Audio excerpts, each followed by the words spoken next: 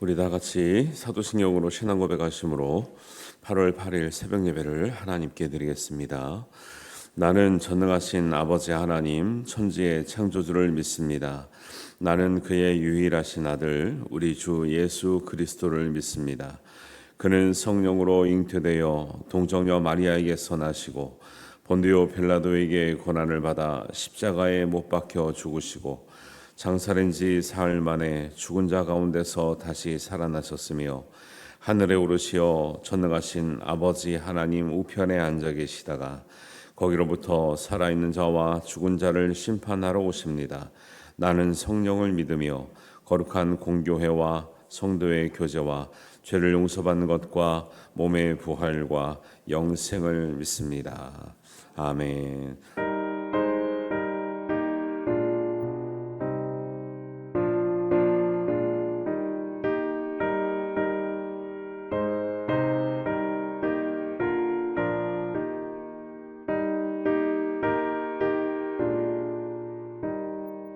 울어도 못하네 눈물 많이 흘려도 겁을 얻게 못하고 죄를 씻지 못하니 울어도 못하네 십자가에 달려서 예수 고난 당했네 나를 구원하시니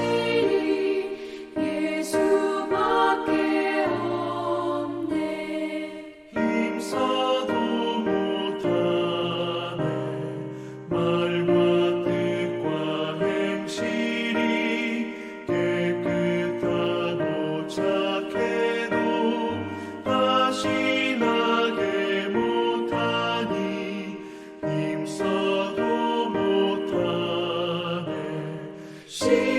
십자가에 달려서 예수 고난 당했네 나를 구원하시니 예수밖에 없네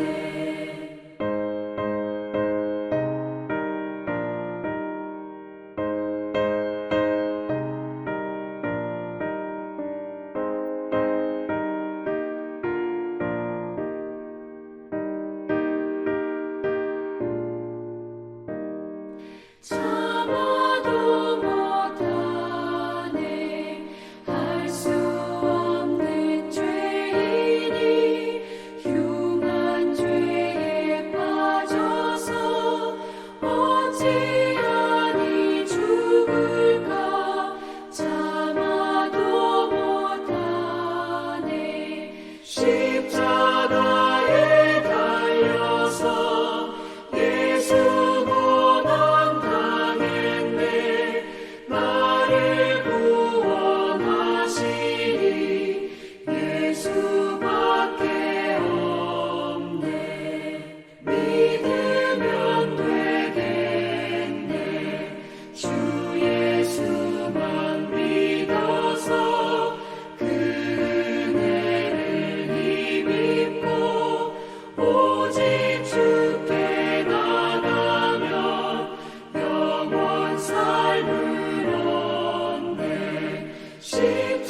십자가에 달려서 예수 고난 당했네 나를 구원하시니 예수밖에 없네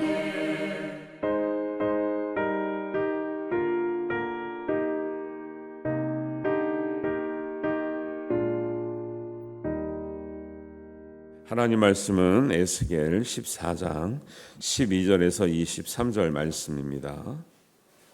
우리 한 목소리로 봉독합니다. 여호와의 말씀이 또 내게 임하여 이르시되 인자야 가령 어떤 나라가 불법을 행하여 내게 범죄함으로 내가 손을 그 위에 펴서 그 의지하는 양식을 끊어 기근을 내려 사람과 짐승을 그 나라에서 끊는다 하자 비록 노아, 다니엘, 욥 이 세 사람이 거기에 있을지라도 그들은 자기의 공의로 자기의 생명만 건지리라. 나 주 여호와의 말이니라. 가령 내가 사나운 짐승을 그 땅에 다니게 하여 그 땅을 황폐하게 하여 사람이 그 짐승 때문에 능히 다니지 못하게 한다 하자. 비록 이 세 사람이 거기에 있을지라도 나의 삶을 두고 맹세하노니 그들도 자녀는 건지지 못하고 자기만 건지겠고 그 땅은 황폐하리라. 주 여호와의 말씀이니라. 가령 내가 칼이 그 땅에 임하게 하고 명령하기를 가라 그 땅에 돌아다니라 하고 내가 사람과 짐승을 거기에 끊는다 하자. 비록 이 세 사람이 거기에 있을지라도 나의 삶을 두고 맹세하노니 그들도 자녀는 건지지 못하고 자기만 건지리라. 나 주 여호와의 말이니라. 가령 내가 그 땅에 전염병을 내려 죽임으로 내 분노를 그 위에 쏟아 사람과 짐승을 거기에서 끊는다 하자. 비록 노아, 다니엘, 욥이 거기에 있을지라도 나의 삶을 두고 맹세하노니 그들도 자녀는 건지지 못하고 자기의 공의로 자기의 생명만 건지리라. 주 여호와의 말씀이니라. 주 여호와께서 이같이 이르시되 내가 나의 네 가지 중한 벌 곧 칼과 기근과 사나운 짐승과 전염병을 예루살렘에 함께 내려 사람과 짐승을 그 중에 끊으리니 그 해가 더욱 심하지 아니하겠느냐. 그러나 그 가운데에 피하는 자가 남아 있어 끌려 나오리니 곧 자녀들이라.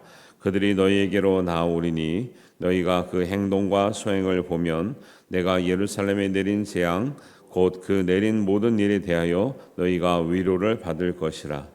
너희가 그 행동과 소행을 볼 때에 그들에 의해 위로를 받고 내가 예루살렘에서 행한 모든 일이 이유 없이 한 것이 아닌 줄을 알리라. 주 여호와의 말씀이니라. 아멘. 에스겔 14장은 전반부 오늘 읽은 말씀 앞에는 우상을 섬기는 사람들에 대한 심판을 말씀하고 있고요. 그다음에 지금 오늘 말씀 읽은 부분은 심판 중에도 구원받는 사람들에 관해서 말씀하고 있습니다. 하나님은 우상 숭배를 하고 불법이 성한 사람들을 하나님의 백성일지라도 심판하시고 징계하시는데 의인들은 심판을 피하게 하신다는 말씀을 하고 있는 거죠. 하나님은 이렇게 멸하시려고 할 때 멸망이 목적이 아니라 이 멸망당한 것 같은 이 현상을 통해서 하나님께 깨닫고 돌아오기를 바라는 마음인 거죠. 그래서 의인의 구원에 대해서 말씀하시면서 이 구원에 관한 하나님의 중요한 진리를 몇 가지 말씀하고 있는데 한 세 가지로 우리가 깨달을 수 있습니다. 먼저 12절부터 14절을 이렇게 보겠습니다.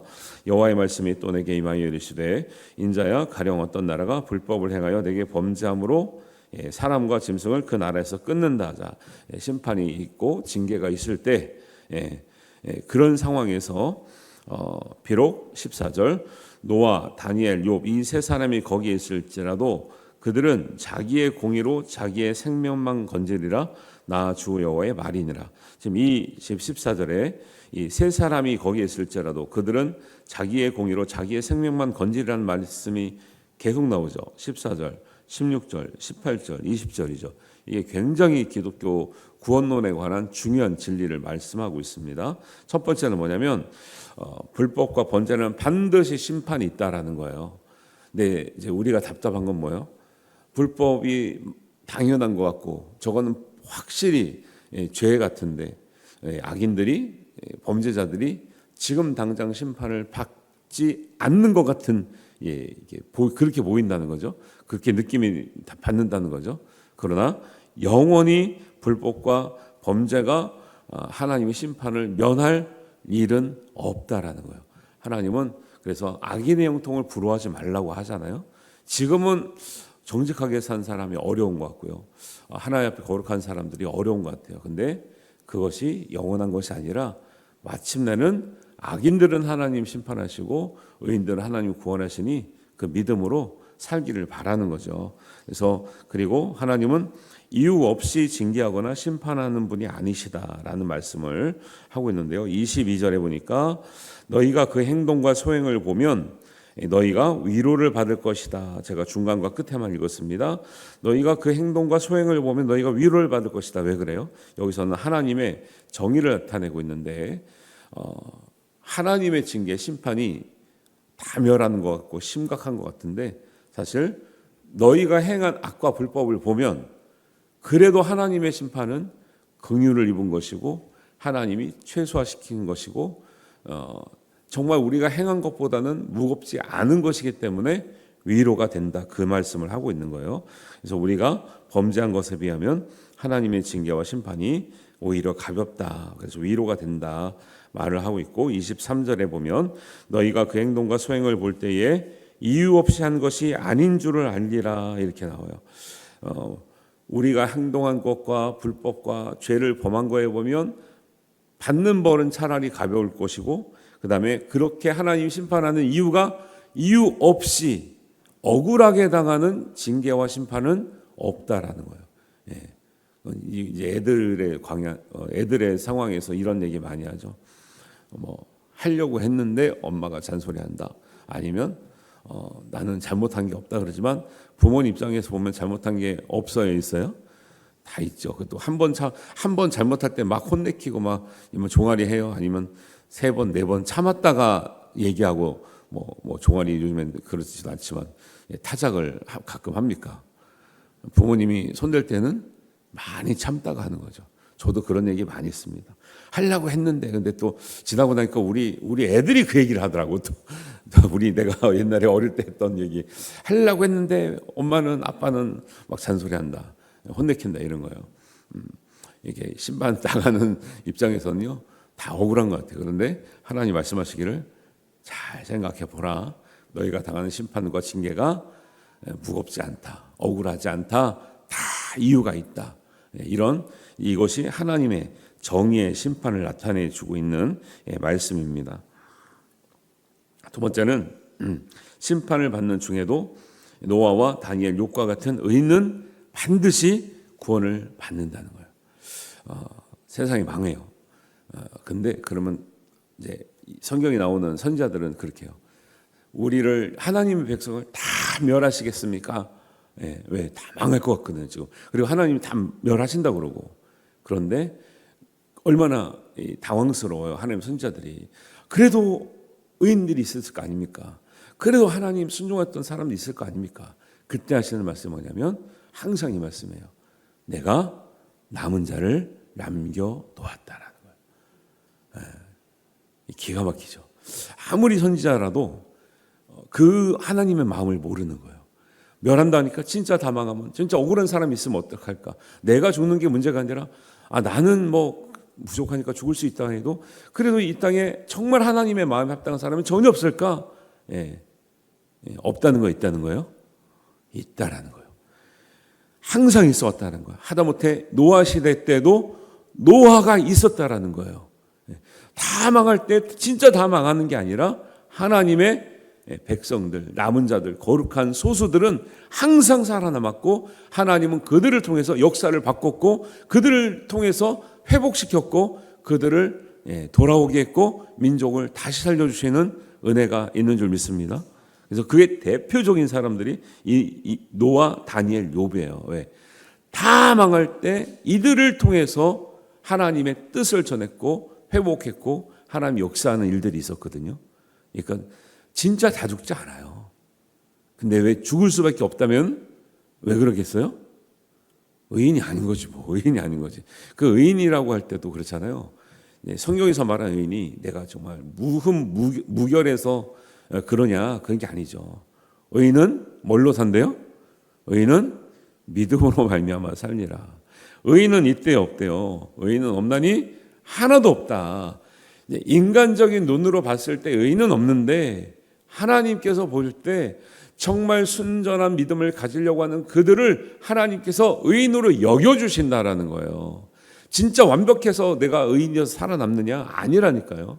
노아, 다니엘, 욥도 그 사람이 완벽해서 살아남는 게 아니라 하나님을 향한 그 마음이, 순전한 마음이 하나님 보기에 이 정도면 됐다라고 여김을 받아서 의인이라 불림을 받았다라는 거예요. 그게 욥, 노아, 다니엘에게도 흐르고 있지만 에스겔에도 나오는 말씀이고 로마서나 갈라디아에서도 계속 강조하고 있는 이신칭의라고 하는 믿음으로 말미암아 의롭다 여김을 받는다는 엄청나게 중요한 교리고 진리고 하나님 말씀인 줄 믿습니다. 그러니까 결국 의인도 살아남은 의인도 완벽해서 살아남은 게 아니에요. 그러니까 심판받는 사람들은 마땅히 심판받을 수밖에 없는 이유가 있다라고 계속 말씀하시잖아요.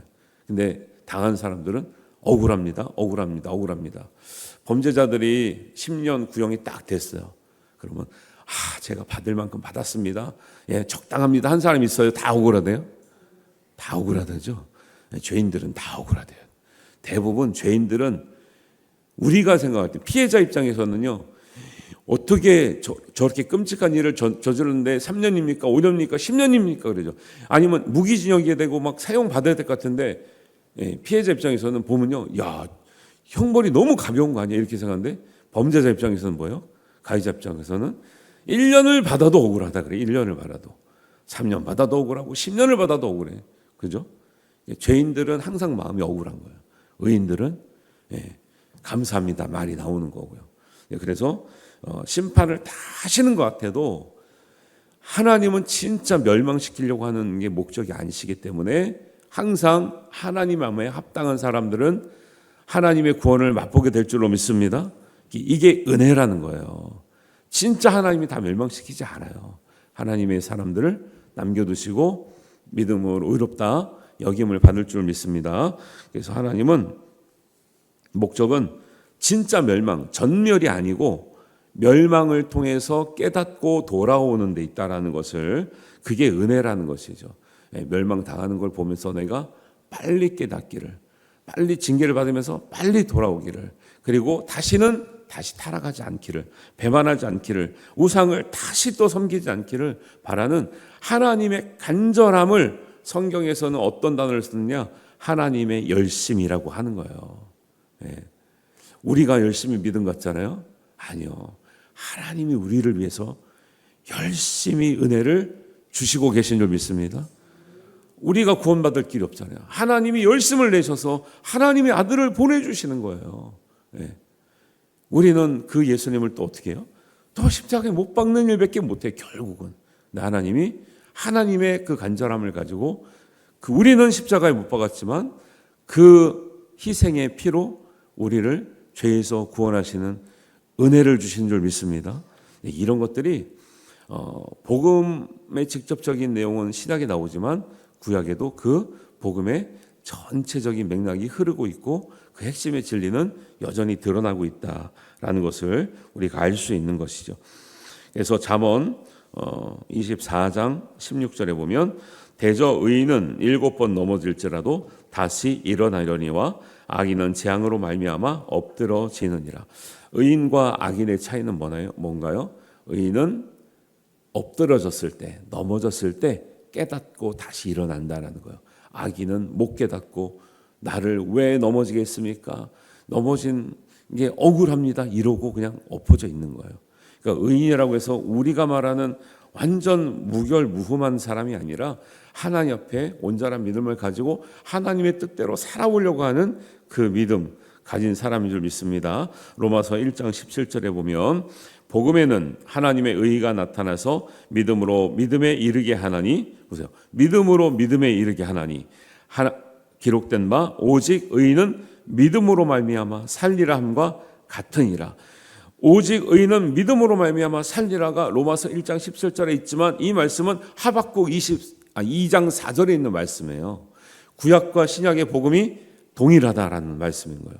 구약에는 예수님이 나오진 않지만 구약에 나오는 하나님의 공의로운 심판과 공의로운 재판, 정의로운 하나님의 징계가 신약에 나오는 예수님의 말씀과 복음과 같은 맥락이고 같은 복음이라는 것을 말씀하고 있는 줄 믿습니다.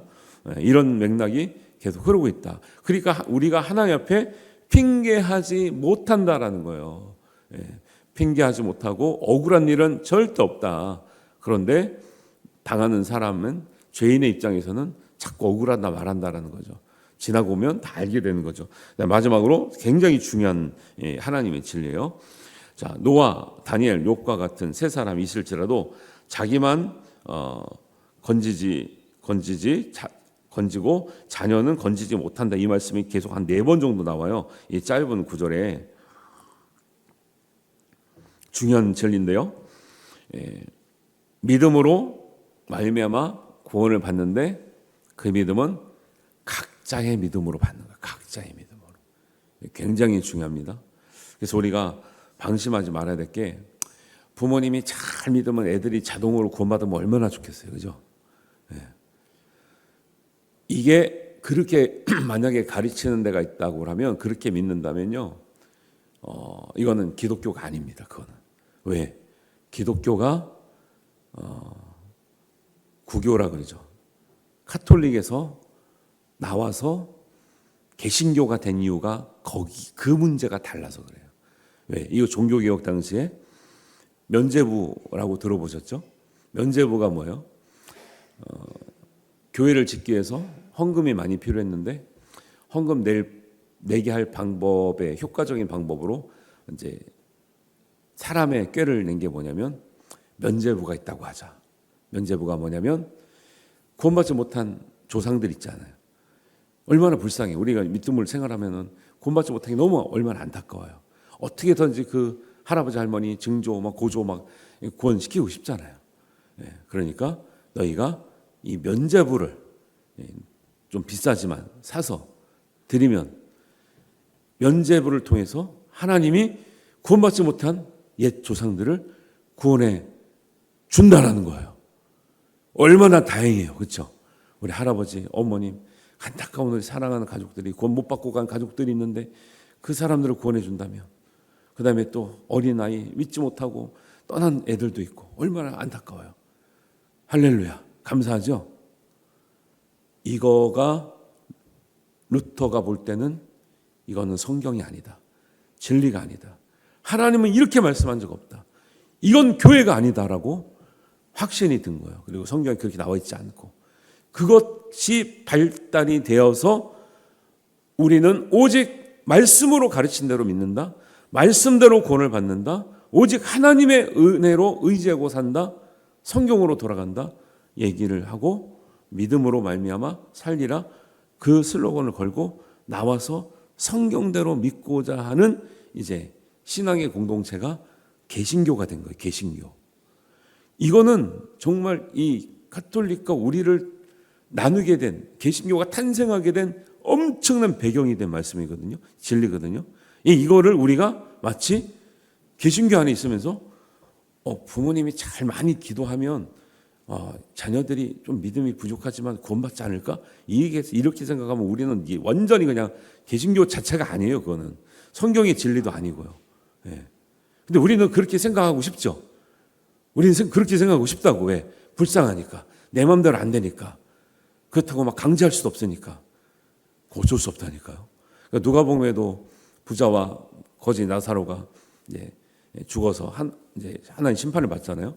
부자는 이제 지옥에 가고 이제 거지 나사로는 천국에 가요.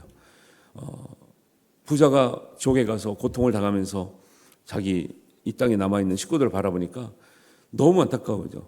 하나님을 믿지 않고 경외하지 않고 그러다 보니까 자기도 그렇게 살던데 와보니까 뭐예요? 어디인 줄 그렇게 살다가 온 곳이 자기가 부자이기 때문에 좋은 데 갈 줄 알았죠. 옛날에는 부자는 하나님의 축복을 받아서 부자가 됐다고 생각을 하는 거예요. 2000년 전만 해도. 그러니 자기는 당연히 좀 이렇게 믿음 없고 선을 행하지 않아도 당연히 구원받을 줄 알았어요. 막상 가보니까 부자로 산다고 구원받는 게 아니구나 알았어요. 그러니까 자기 식구들도 자기처럼 살고 있는 거야. 아브라함이 이제 거기서 나오지만 나사로를 보내서 좀 우리 식구들한테 진짜 천국에 오려면 어떻게 믿어야 되고, 그렇게 못 믿던, 제대로 못 믿던 부자는 어떻게 됐다는 거를 좀 보내서 전하면, 복음을 전해주면 우리 자녀들이 식구들이 다 힘들 것 같습니다. 한 번만 보내서 복음을 전하게 해달라 그래요. 했더니 그때 뭐라고 그래요? 아브라함이 이미 복음은 충분히 전해졌다. 지금까지 선지자들의 말씀을 믿지 못할 정도면 나서라고 살아서 돌아가더라도 믿지 아니하리라. 우리는 특별한 은혜가 있고 특별한 말씀이 있고 막 그렇게 하면 될 것 같잖아요. 아니요. 이미 하나님은 복음을 들을 수 있는 충분한 기회가 있었고 시간이 있었고 충분한 이 방법이 있었다라는 거예요. 그런데 죽을 때까지 믿지 못할 정도면 그거는 기회를 다 놓친 거라는 거예요. 그렇게 말씀하시는 거예요. 두 번 기회는 없어요. 이 땅에 사는 동안. 그래서 우리도 대단한 걸 해서 믿는 게 아니죠. 지나고 보니까 어떻게 믿게 된 거예요. 은혜인 거죠.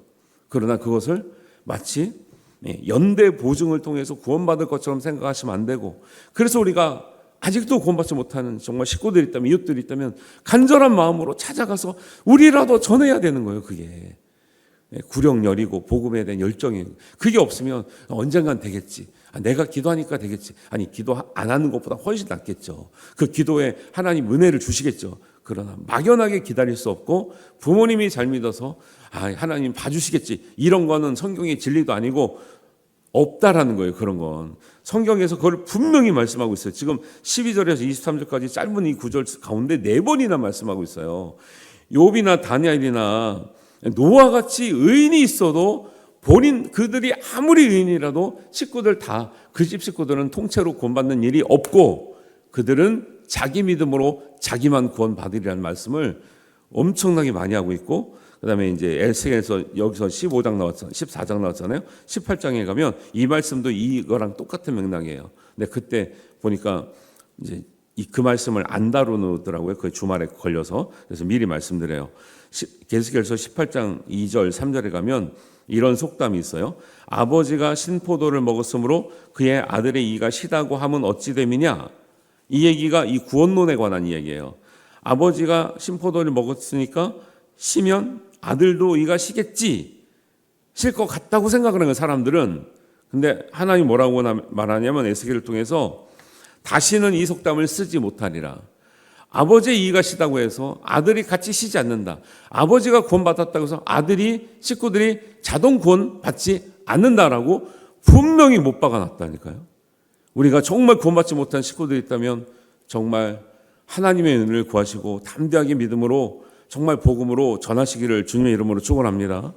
정말 중요한 거예요.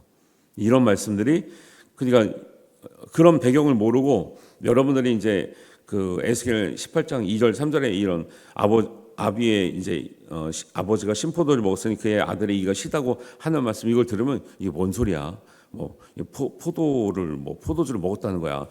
신포도를 먹으면 어떻게 이빨이 시다는 거야? 이렇게 생각을 하거든. 그게 아니라 이게 구원론에 관한 말씀이에요. 이게 구원론에. 아버지의 믿음으로 자식들이나 부인이나 자동으로 구원받는 거 아니다라는 거예요. 그러니까 옛날에는 그렇게 핍박받으면서 그 핍박하는 남편에게 복음을 전하기 위해서 시어머니에게 복음을 전하기, 그렇게 했었잖아요. 근데 요즘엔 그러지도 않더라고. 요즘엔. 그러니까 나는 믿음이 있는데 간절함이 굉장히 떨어진 거죠. 안타까워하는 게 없고, 그리고 성경의 진리와 멀어진 거예요. 나는 구원받았지만 성경이 무엇을 말하는지 모르니까 그냥 어떻게 되겠지 이렇게 막연해요. 그래서 하나님의 정의와 공의는 공평하다. 누구도 핑계할 수 없고 대신해 줄 수가 없다. 그리고 지금 나의 믿음을 통해서 구원받는 것이 이제 결정되어 있다라는 것을 아시고, 각자의 신앙 고백이 중요한 이유가 이것이다라고 성경은 말하고 있고, 그리고 우리가 구원에 확신이 있더라도 그 구원이 마지막까지 하나님 모르시는 그때까지 온전히 위해서 항상 우리는 두렵고 떨림으로 구원을 이루는 믿음을 가져야 된다. 이 말씀을 성경은 하고 있다라는 걸 아시고, 오늘 말씀이 구원론에 있어서 굉장히 중요한 말씀인 것을 기억하시고, 그 다음에 18장에 아버지가 신포도를 먹었으니 그의 아들의 이가 시다고 함이, 그런 말이 안 통한다라는 것도 맥락이라는 걸 아시고, 정말 나의 구원을 지키시고 여러분이 정말 사랑하는 가족들, 또 이웃들, 형제들의 또 그런 믿음을, 또 구원을 위해서 정말 헌신하시고 기꺼이 복음을 전할 수 있는 은혜가 있기를 바랍니다. 이 은혜가 모두의 구원을 위해서 하나님이 사용하시는 축복의 통로가 되시기를 주님의 이름으로 축원합니다. 하나님 아버지, 오늘 말씀을 통해서 정말 우리의 믿음으로 하나님의 은혜를 통해서 구원에 이르게 됨을 우리가 말씀을 배우고 확신했습니다. 아직도 복음을 받아들이지 못하는 우리 가족들이 있으면 나를 통해서 하나님 복음을 전하게 하시고, 또 하나님 우리가 기도하는 그 간절함 위에 하나님이 열심히 더하여 주셔서 모든 백성들이 구원에 이르기를 원하는 하나님의 은혜에 정말 은혜를 힘입게 하여 주시옵소서. 하나님께서 우리의 모든 구원받지 못한 백성을 위해서 기도하는 우리의 기도를 하나님께서 들어주시고 하나님 역사하실 줄 믿사오며 예수님의 이름으로 기도하옵나이다. 아멘. 하늘에 계신 우리 아버지, 아버지의 이름을 거룩하게 하시며 아버지의 나라가 오게 하시며 아버지의 뜻이 하늘에서와 같이 땅에서도 이루어지게 하소서. 오늘 우리에게 일용할 양식을 주시고 우리가 우리에게 잘못한 사람을 용서하여 준 것 같이 우리 죄를 용서하여 주시고 우리를 시험에 빠지지 않게 하시고 악에서 구하소서. 나라와 권능과 영광이 영원히 아버지의 것입니다. 아멘.